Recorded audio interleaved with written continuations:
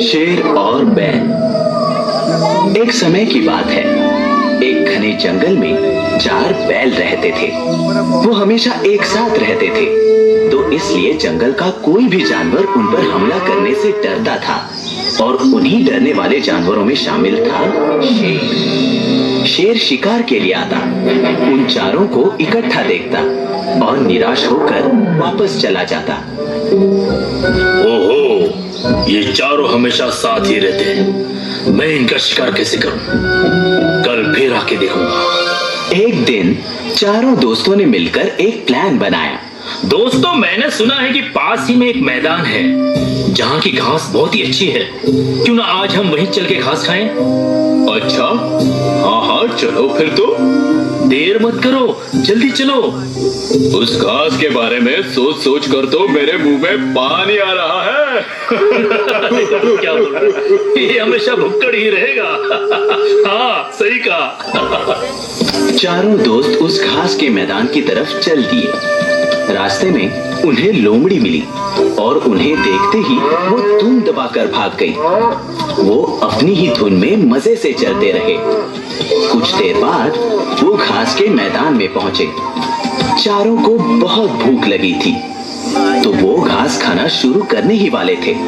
उनमें से एक बैल बोला, बेटू एक काम कर, पहले हम घास खा लेते हैं। तू तब तक यहाँ खड़ा होकर पहरा दे। क्यों? मैं क्यों पहरा दूं? मुझे भी तो भूख लगी है। तुझे ज्यादा वक्त लगेगा ना, हमारे बाद तू आराम से खा लेना। मैं तुम्हारा नौकर थोड़े ना हूँ। मैं पहरा नहीं दूंगा, मैं भी साथ में ही खाऊंगा। हाँ भाई, ये अकेला यहाँ खड़ा रहेगा क्या? ये भी तो अच्छी बात नहीं है। तुम पहले खड़े हो जाओ। तुम अपने आप को समझते क्या हो? जो तुम कहोगे वही होगा क्या?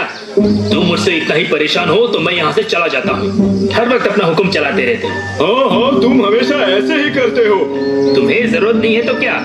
हमें भी तुम्हारा साथ नहीं चाहिए। चलो हटो। हाँ जाओ जाओ, मुझे किसी की जरूरत नहीं। मैं अकेले ही अपना गुजारा कर लूंगा।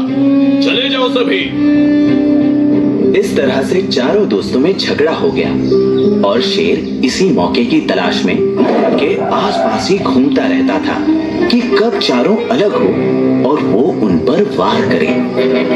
आज भी वो ये सब झाड़ियों के बीच में से छुपकर देख रहा था। आज बहुत बढ़िया मौका है। अब मैं इन चारों को एक एक करके खत्म कर दूंगा और अपना पेट भरूंगा।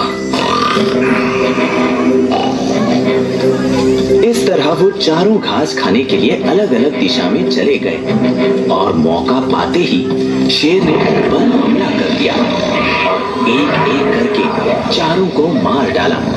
जब तक वो चारों साथ में थे तो किसी की उनके पास भी भटकने की हिम्मत नहीं होती थी और आज झगड़ा होते ही उन्हें अपनी जान से हाथ धोना पड़ा।